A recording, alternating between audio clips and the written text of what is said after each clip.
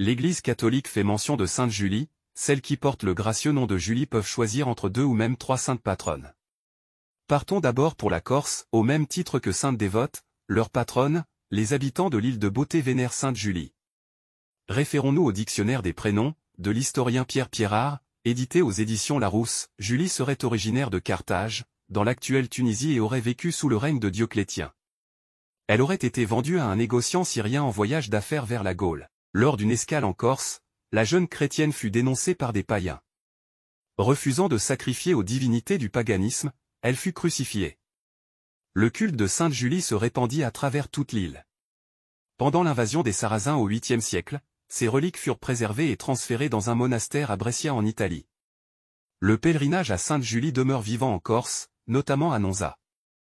Elle est fêtée le 7 octobre. Une autre Sainte Julie est vénérée dans le nord de la France et en Belgique, Sainte Julie Billard. Née à Cuvilly dans l'Oise en 1751, Julie est paralysée des jambes très tôt et doit être transportée de cachette en cachette pendant la Révolution française. Elle se dévoue d'abord comme catéchiste, puis elle fonde une congrégation de religieuses à Amiens dans la Somme. La fondatrice avait pour priorité de contribuer à la formation des futures institutrices pour l'éducation des jeunes filles pauvres. Le nouvel institut étant mal accueilli à ses origines, elle en déplace le centre à Namur en Belgique d'où il rayonnera dans le monde entier, sous le nom de Sœur de Notre-Dame de Namur. Sœur Julie Billard achève son parcours terrestre à Namur le 8 avril 1816. Elle avait une admiration constante pour la bonté de Dieu et elle fut proclamée sainte en 1969 par Paul VI.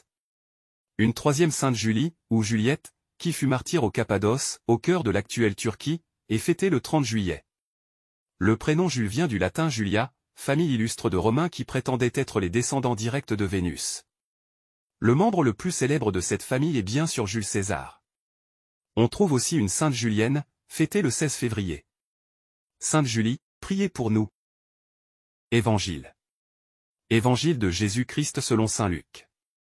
En ce temps-là, l'ange Gabriel fut envoyé par Dieu dans une ville de Galilée, appelée Nazareth, à une jeune fille vierge, accordée en mariage à un homme de la maison de David, appelé Joseph, et le nom de la jeune fille était Marie.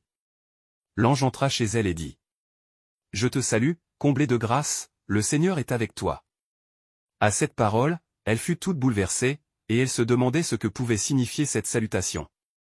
L'ange lui dit alors : « Sois sans crainte, Marie, car tu as trouvé grâce auprès de Dieu. Voici que tu vas concevoir et enfanter un fils, tu lui donneras le nom de Jésus.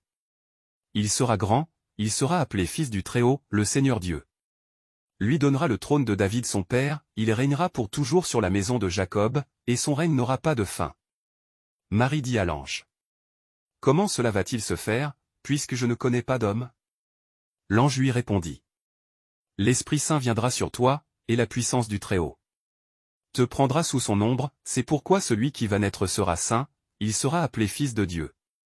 Or voici que, dans sa vieillesse, Élisabeth, ta parente, a conçu, elle aussi, un fils.